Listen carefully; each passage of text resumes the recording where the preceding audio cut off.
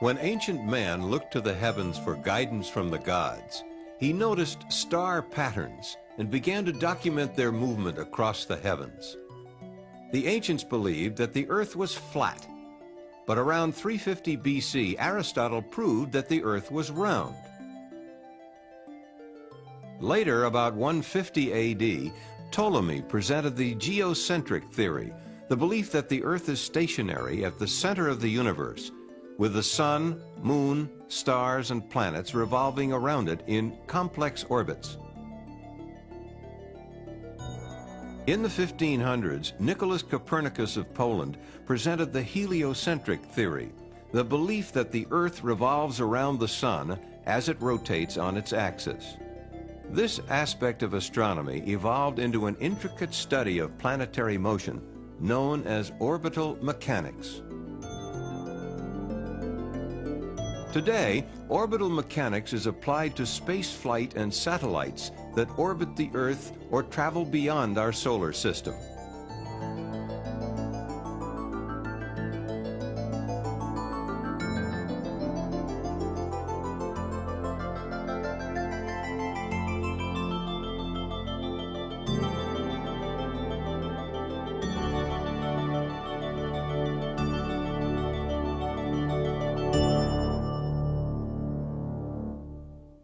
In the early 1600s, Johann Kepler, a German mathematician, using the data on planetary observations collected by the Danish scientist Tycho Brahe, developed 3 laws of planetary motion. Kepler's first law states, all planets move in elliptical orbits with the sun at one focus and the other focus empty.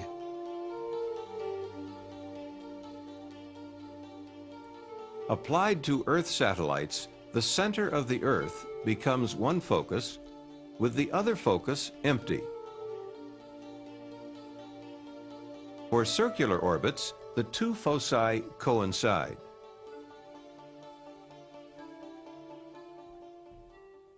Kepler's second law, the law of areas, states, the line joining the planet to the sun sweeps over equal areas in equal time intervals.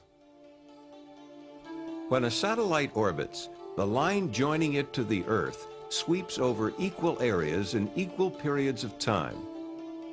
If areas 1, 2, and 3 are equal, times 1, 2, and 3 are also equal.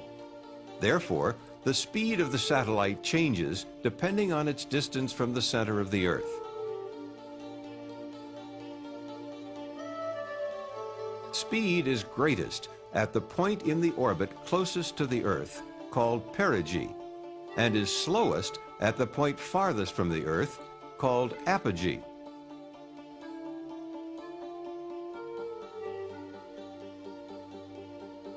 It is important to note that the orbit followed by a satellite is not dependent on its mass. A large, heavy satellite could be in the same orbit with a small, light one, each sweeping out equal areas in equal periods of time. Kepler's third law, the law of periods, relates the time required for a planet to make one complete trip around the Sun to its mean distance from the Sun.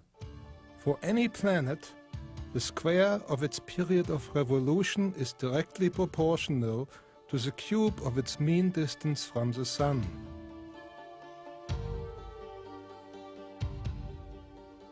Applied to Earth satellites, Kepler's third law explains that the farther a satellite is from the Earth, the longer it will take to complete an orbit, the greater the distance it will travel to complete an orbit, and the slower its average speed will be.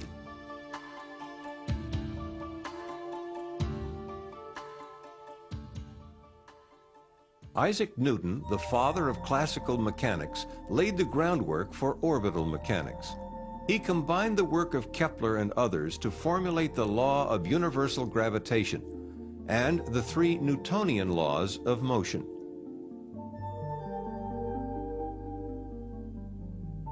While Kepler's laws provided a conceptual model of orbital motion, Newton's laws provided the foundation for the mathematical description of orbits. They explain why a satellite stays in orbit.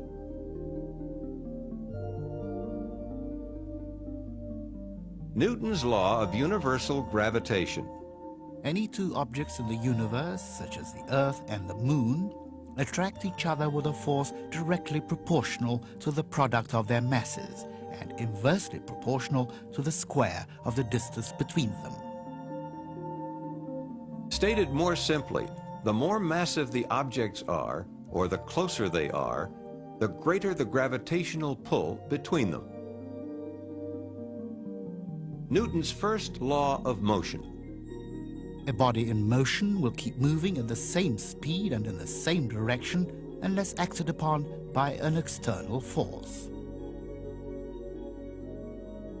A satellite moves in a curved path around the Earth because the Earth's gravitational pull acts as an external force on it.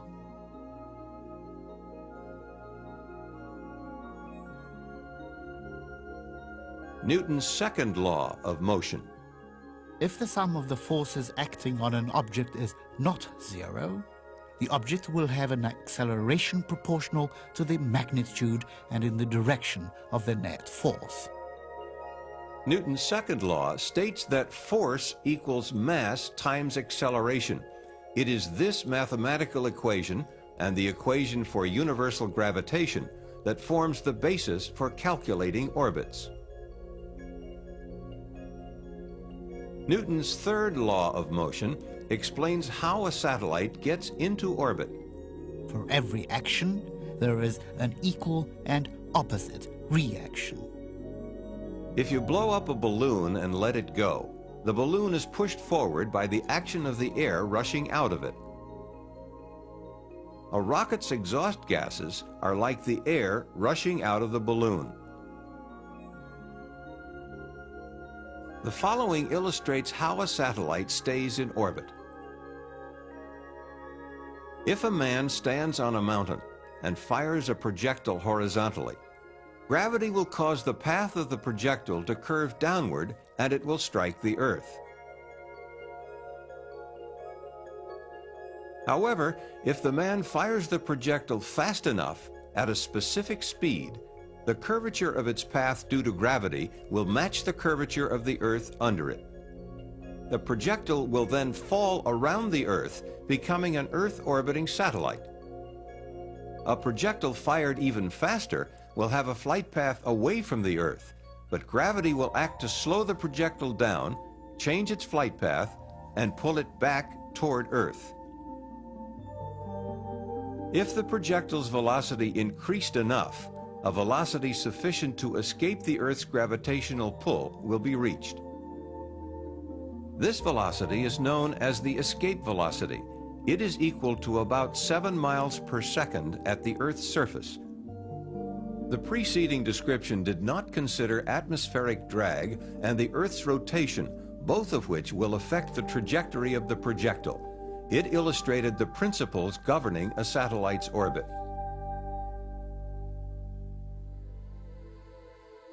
There are 6 numbers called the orbital elements, which specify the size, shape, and orientation of an orbit in space, as well as the location of the spacecraft in the orbit. Based on an orbit which is an ellipse, the 6 orbital elements are length of the semi-major axis,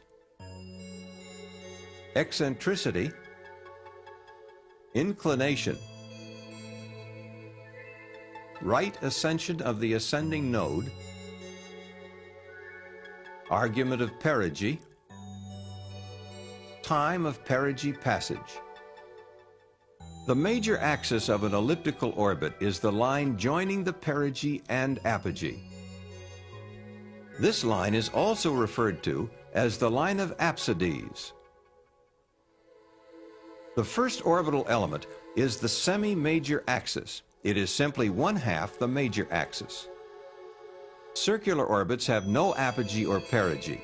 Therefore, the semi-major axis is simply 1/2 the diameter of the orbit. The semi-major axis is used to define the size of the orbit. From this, the orbital period, or time that it takes for the satellite to complete one orbit, can be calculated. The shape of an orbit is defined by the second orbital element called eccentricity. For all ellipses, the value of eccentricity lies between 0 and 1. The larger the value, the more elliptical the orbit. A spacecraft in Earth orbit with an eccentricity equal to or greater than 1 will escape the Earth's gravitational field. When orienting an orbit in space, a three-dimensional coordinate system must be defined. The coordinate system commonly used is the geocentric equatorial coordinate system, which has its origin at the Earth's center. This coordinate system is a non-rotating reference system in which a satellite's orbital plane tends to remain fixed relative to the stars while the Earth turns beneath it. The XY plane is the Earth's equatorial plane. The positive x-axis points to the vernal equinox. This is the point where the sun appears to cross the Earth's equator on its way north on the first day of spring each year. The z-axis is along the Earth's spin axis toward the North Pole. Nodes are points in a satellite's orbit which intersect the Earth's equatorial plane. The ascending node is the point at which the spacecraft crosses the equator going from south to north. The descending node is where the spacecraft crosses the equator going from north to south. The line joining the two nodes is called the line of nodes. The orientation of an orbit is determined by three orbital element angles. The right ascension of the ascending node is the angle between the x-axis and the ascending node. It is always measured eastward from the direction away from the vernal equinox in the Earth's equatorial plane.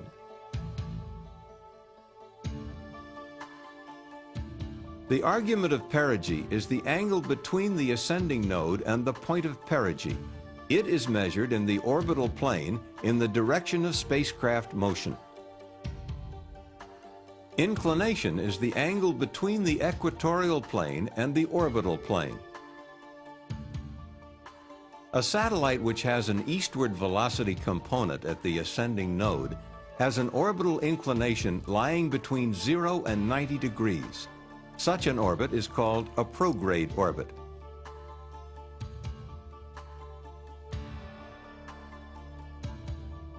A satellite which moves due north at the ascending node is in a polar orbit. Polar orbits have an orbital inclination of exactly 90 degrees. A satellite with a westward velocity component at the ascending node is in a retrograde orbit and has an orbital inclination between 90 and 180 degrees. The 5 orbital elements explained thus far describe the size, shape, and orientation of the orbit in space. The final element is a time value used to locate the satellite in its orbit. A satellite moves in a very predictable manner. It stays on schedule. Thus, if the time at which a satellite passes a particular point is known, the time when it will pass any other point can be determined. The particular point chosen is perigee, and the time of perigee passage is the last of the 6 orbital elements.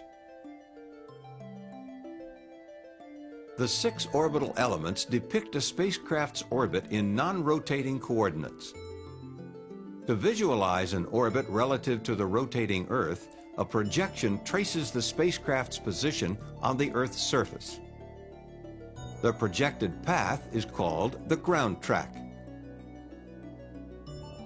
As a satellite orbits the Earth, the ground track shifts westward. There are 2 causes for this. First, the primary contributor is the Earth's rotation toward the east under the orbital plane. Second, because the Earth is not a uniform sphere and bulges at the equator, its gravity is greatest at the equator. This causes the orbital plane to rotate slowly around the Earth's polar axis in a motion called precession. Precession is toward the west for prograde orbits and toward the east for retrograde orbits.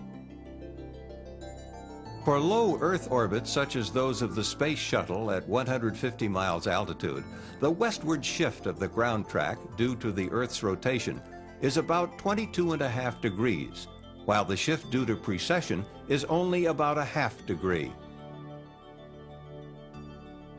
The inclination of a satellite orbit determines the north and south latitude limits of its ground track. The minimum orbital inclination is equal to the latitude of the launch site and is achieved by launching due east. For example, if a satellite is launched due east out of the Kennedy Space Center, which is located at 28.5 degrees north latitude, its orbital inclination will be 28.5 degrees, and the limits of its ground track will vary between 28.5 degrees north latitude and 28.5 degrees south latitude. If launch azimuth or direction of flight at launch measured eastward from due north is increased from due east, the orbital inclination angle increases as well as the maximum latitude of the north-south ground track. Therefore, the latitude limits of the ground track equal the new launch inclination. Similarly, if launch azimuth is decreased from due east, orbital inclination once again increases as well as the latitude limits of the ground track. The maximum practical inclination from a Kennedy Space Center launch is 57 degrees. This limit is imposed for safety considerations in order to keep the spacecraft and its booster system from flying over land masses during the ascent phase. To obtain an orbit with an inclination greater than 57 degrees, the spacecraft is launched from Vandenberg Air Force Base in California. Vandenberg offers the opportunity for southerly launches with orbit inclinations between approximately 70 degrees prograde through 138 degrees retrograde. A significant advantage of launching from Vandenberg is the capability to economically achieve polar orbits with ground tracks covering all latitudes, from the North Pole to the South Pole. The Earth is constantly turning, and all points on its surface have an eastward velocity, with the greatest velocity occurring at the equator. The farther the launch site is from the equator, or as launch azimuth is increased or decreased from due east, less of the Earth's rotational velocity will be imparted to the launch vehicle.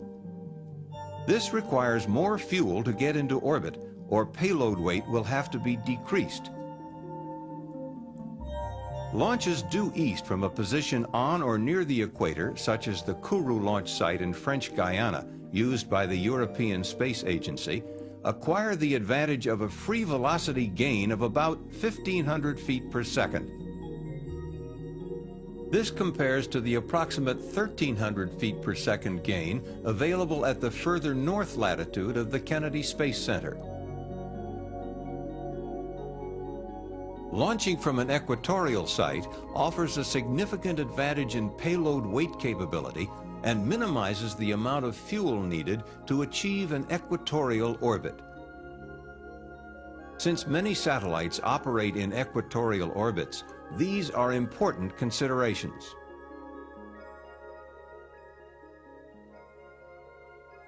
Spacecraft are launched within a specified time interval called the launch window. Some of the factors affecting the launch window are launch and orbit lighting conditions, sun angles, payload orbit requirements, rendezvous phasing if a rendezvous is planned, tracking and communication requirements, and collision avoidance with other orbiting objects, to name a few. One of the factors defining the launch window for the Space Shuttle is launch lighting conditions, which can be illustrated by plotting time versus day of year. On this plot, we see daylight and darkness at the launch site. The longer daylight hours occur in the middle of the year, summertime. If daylight conditions are required for a convenient emergency landing site for the Space Shuttle, the launch window would now look like this. During the winter months, the available launch window for lighting conditions alone can be as little as 3 hours per day. When combined with the many other launch factors, the launch window becomes even more constrained. The choice of a particular launch vehicle for a mission depends upon the weight and size of the payload and the desired orbit.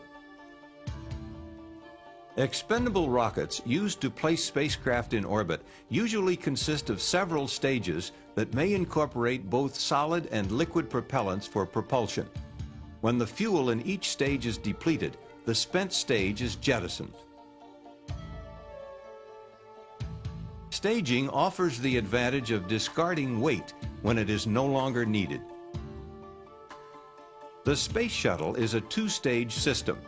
At liftoff, the 2 solid rocket boosters and 3 Space Shuttle main engines are all producing thrust. After approximately 2 minutes of flight, at an altitude of 25 miles, the fuel in the solid rocket boosters is depleted and they are jettisoned.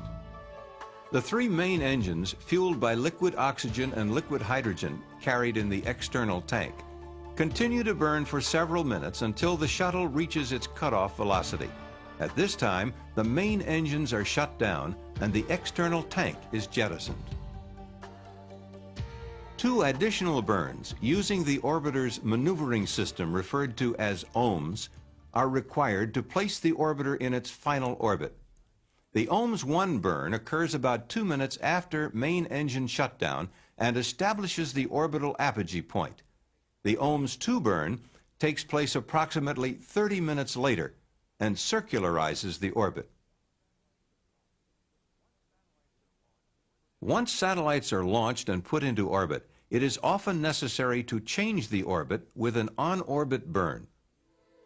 The common term used in describing on-orbit burns or engine firings is delta V. Delta V is the incremental change in spacecraft velocity measured in feet per second resulting from the burn. The amount of fuel used during a burn depends on the desired delta V change and the mass of the spacecraft. Because the amount of fuel carried is limited, fuel consumption is one of the primary considerations in spacecraft mission planning and is critical to orbit lifetime. On orbit, a spacecraft can thrust in any direction. Burns along the flight path, forward and backward, are the most common. A unique feature of any orbital burn is that if no other burns occur, the spacecraft will later always pass again through the point of burn. Forward burns increase the spacecraft's velocity and are known as posigrade burns. With posigrade burns, the flight path of the vehicle will be raised at all points except the burn point. Burns opposite the direction of flight, which slow the spacecraft down, are called retrograde burns.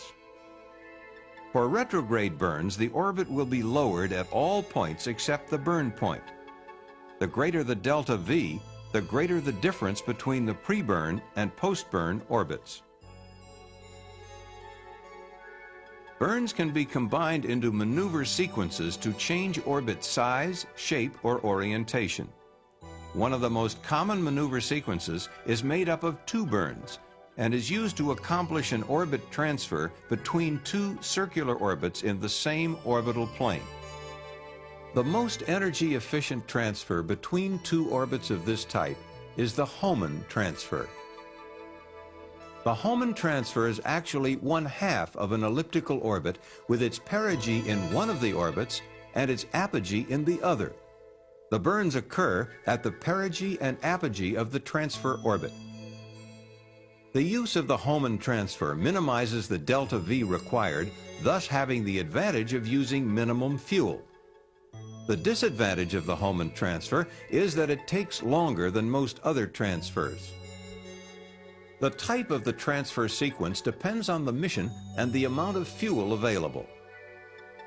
For example, a space rescue where time is critical might use a fast transfer, while a routine satellite deployment where fuel saved for later use is important would most likely use a Hohmann transfer. The burns discussed so far have all been maneuvers in the original orbital plane and do not affect orbit inclination or node position. There are situations which require an orbital plane change, such as setting up a rendezvous or placing a satellite in an equatorial orbit. To change the inclination, the thrust vector must be directed at an angle to the orbital plane. A thrust with a component that is perpendicular to the orbital plane at either the ascending or descending node will rotate the orbital plane about the line of nodes. A northerly out-of-plane thrust at the ascending node will increase the inclination of a prograde orbit, while a southerly thrust will decrease it. Out-of-plane thrusts require considerable amounts of fuel and are performed only when absolutely required. The Space Shuttle, for example, using all of its onboard propellant, is capable of an on-orbit plane change of less than 3 degrees. Satellite orbital planes and altitudes are determined by their design mission, which very often includes a field of view requirement for optical or communications purposes. The field of view of a satellite is defined as the area of the Earth's surface that is in view from the satellite at any given time. Satellites in high orbits have greater fields of view than those in lower orbits. For example, a satellite at an altitude of 800 nautical miles has a circular field of view with a diameter of about 4,100 nautical miles. A satellite at 200 nautical miles has a circular field of view with a diameter of about 2,000 nautical miles. Low-orbit satellites are often used for photography and other types of Earth observation. A satellite placed in a low-inclination circular orbit at an altitude of about 19,300 nautical miles will have an angular velocity exactly equal to that of the Earth's.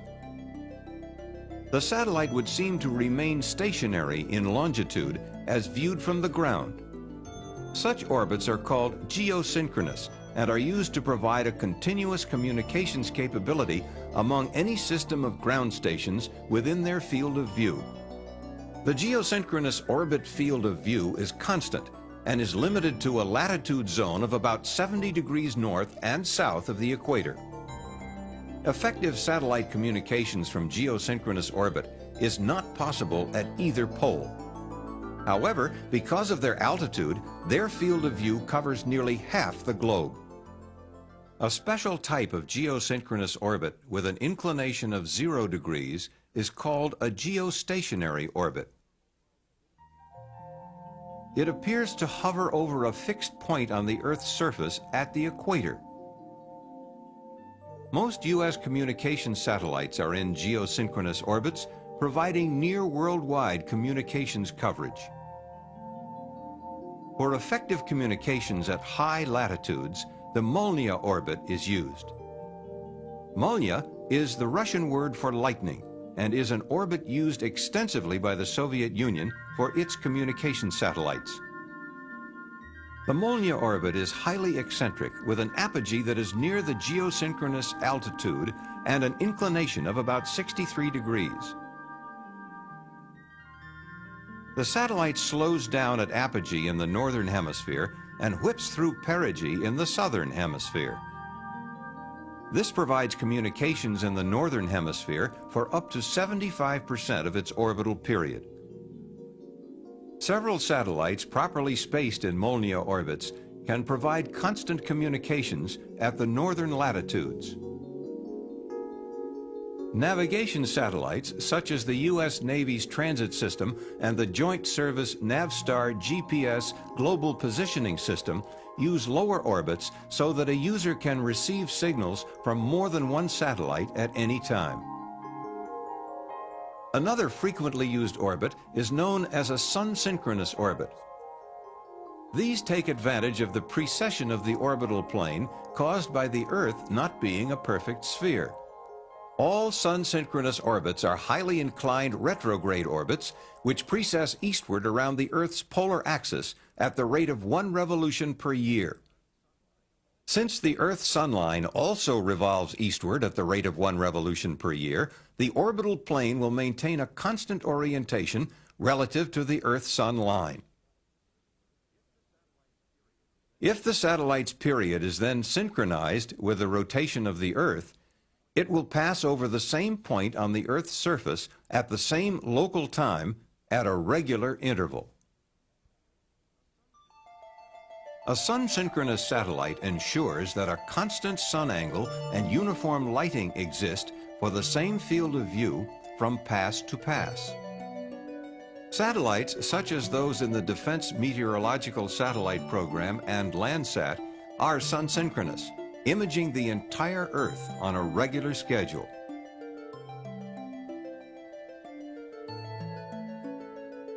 The gravitational attraction of the Earth on a spacecraft causes it to move in its orbit around the Earth. There are other, much smaller forces which will cause a spacecraft to deviate from its desired orbit. These forces cause what are known as orbital perturbations. Orbital precession, which is used to obtain sun-synchronous orbits, results from the perturbing effects of the Earth's non-spherical shape. Other perturbing forces are the gravitational pull of the Sun, the Moon, and planets, and solar winds, which are charged streams of protons and electrons that heat the Earth's atmosphere and increase atmospheric drag. In most cases, perturbing forces can be compensated for in the spacecraft and orbit design and present no major problems. If the forces disturb the orbit too much, thrusters can be fired to re-establish its desired orbital orientation or altitude. This is particularly true for spacecraft orbiting at very low altitudes, where the effects of atmospheric drag are greater and, if not compensated for, will eventually cause the spacecraft to deorbit. A spacecraft's operational lifetime is frequently limited only by the amount of fuel available to maintain its desired orbit.